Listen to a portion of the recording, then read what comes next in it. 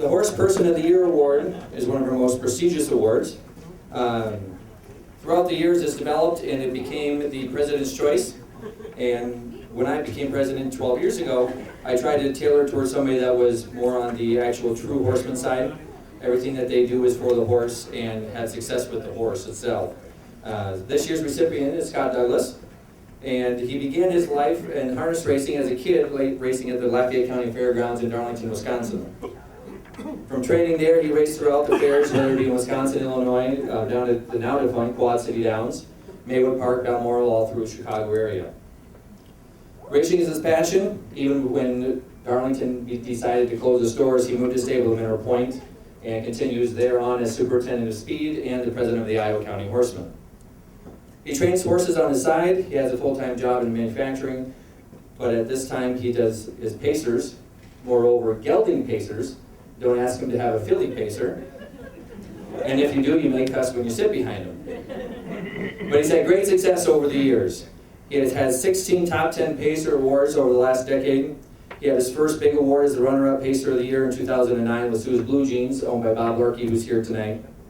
But last year, he was virtually almost unstoppable. He won 21 of 26 starts at the fairs in Wisconsin, a UTRS of 884, which is unmatched by anybody in the state of Wisconsin. He sent 3 horses postward that were undefeated, and continued those undefeated at Maywood Park in Balmoral. He swept the Pacing Awards with the Pacer of the Year, Trotter of the Year, and 2 other top 10 Pacers of the Year, excuse me. He's basically been unstoppable all year long. He's partnered with some of the great owners. He's here tonight with Hank and Linda Considine, who followed him through the years, Bob and Myrna Larkey, who have been put all their trust in him over the last couple of years, and the Long family, who was unable to join us tonight. Although his greatest partners seem to be his wife and kids, as they should be for all great trainers. He's been giving me quite some crap tonight as his son is playing basketball, and it's the first game that he's ever missed. So right now they're 1-1, and I'm hoping they win the series because otherwise I'm going to hear about it. So Scott, I hope it's worth it. I'm sure Matthew would be proud of you, and he's happy that you're here tonight as we present you with the 2014 Horse Person of the Year Award.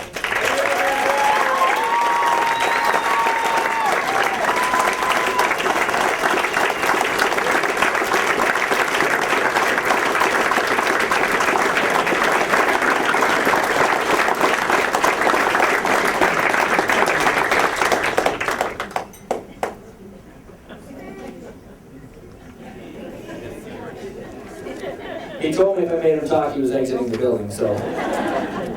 We need him for the auction, so we're going to forego the speech.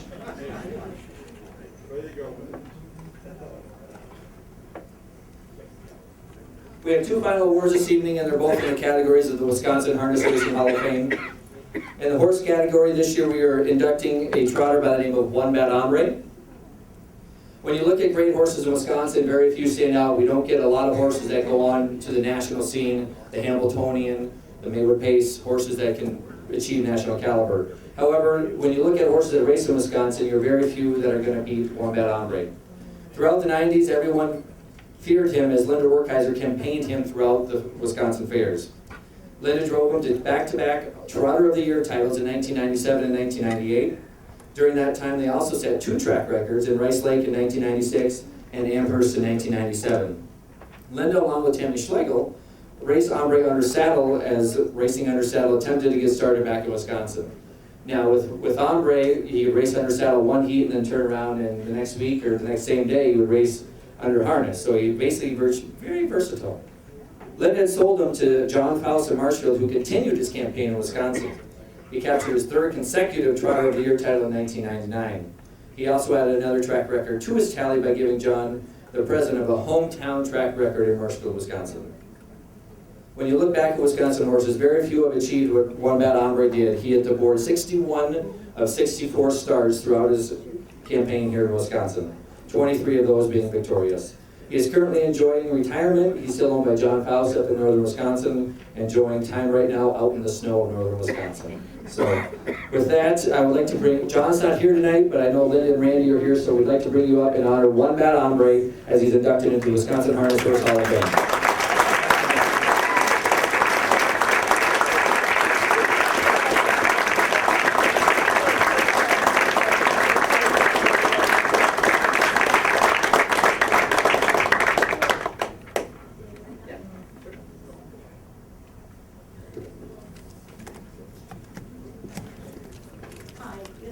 be back. I haven't been here for 17 years, so it's been a long time. It would take the Jans being inducted and Ambre going in to get me back here, but I'm glad I'm here. Took us 9 hours to get here from Southern Illinois, and it's all worth it at this moment. Just a quick story about Ambre. Wayne and Jan Moore had him down in Chicago, and Wayne called me and said, I've got a trotter down here. I drive a couple of times a month at Maywood. He's a nice big horse, but I don't think he's trained that much, and he's really hard to hold in a race. And I think if he got conditioned and maybe somebody could figure out how to keep him from running away, maybe he'd be a nice horse. And I don't know, it was a challenge, right? So I brought him to Wisconsin, and within the first day or two I realized, oh my gosh, going fast had nothing to do with other horses. Just on our little 3rd-mile track, he would take off and just go, go, go, and we were just the only horses out there. And so I began to take him out on the road, as I used to like to do with a lot of my horses, with Tell Us Brave and Jelly Roll, and I just hit the blacktop roads and try to time it so I didn't meet school buses or milk trucks. We lived in a really hilly area, so I train uphill and make him go slow downhill. And I began to take Ambre out on the road, and he began to wonder where the heck it was we were going, so he began to pay attention to things along the road and slow down a little bit and pay attention, and we'd take another horse along to entertain him. And he really wasn't afraid of much, and away we'd go down the country roads, and I'd head out and go 2.5, 3 miles, and then we'd turn around, and then I began to discover, as we began to train, we could go whole sections. But of course, where we lived in Wisconsin, some of those sections were 8, 9 miles long, but we'd get back. And one day I discovered something that made me begin to develop such a relationship with him. A dog that had always been tied up with a big, big chain along the side of the road got loose. Just as we were turning to head back to the house, I had about 3 miles to get back home, and that big dog began to run behind us with that chain dragging of about 20 feet. And Ambre took off. I mean, he was going the fastest I've ever gone with a trotter or pacer. I mean, he is so powerful. He was a very big horse. And I began to think about that 4-way stop coming up. and that really big bump right before the 4-way stop that was put there for people to slow down so they'd stop at the 4-way stop. And I didn't think I'd be able to stop, let alone stay on the cart over that big bump. And I began to talk to him and talk to him and talk to him. A lot of things involving woe and easy, as you might imagine.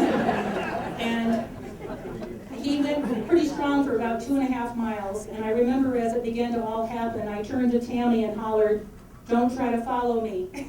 Because I was afraid if she got Regal going too, we'd have one heck of a race going on back with this dog chasing us. Well, as you can imagine, the dog gave up. He got very tired after about a mile, and he took off and went into the ditch to look for a rabbit. And I began to talk Ambre down, and we got slowed down to a stop just a few yards before the 4-way stop. And I was shaking so much I decided I couldn't drive the rest of the way, and I got off and just walked him back home by his bridle. And I really felt like that day I began to realize that no matter what, if I could talk to him and ease him and convince him, along with some different kinds of gear to help with this giant horse I was going to be driving, that he could maybe be a good trotter. And our first race was at Rice Lake, and he just got better and better. I loved racing him.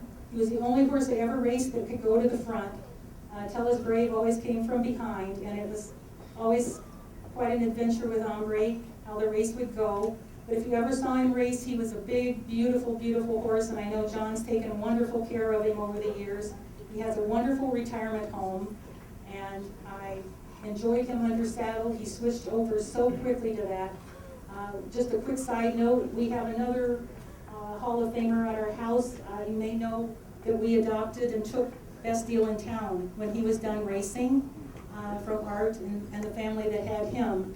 So Best Deal in Town has been at our house for 15 years, and Randy, my husband, that's his main riding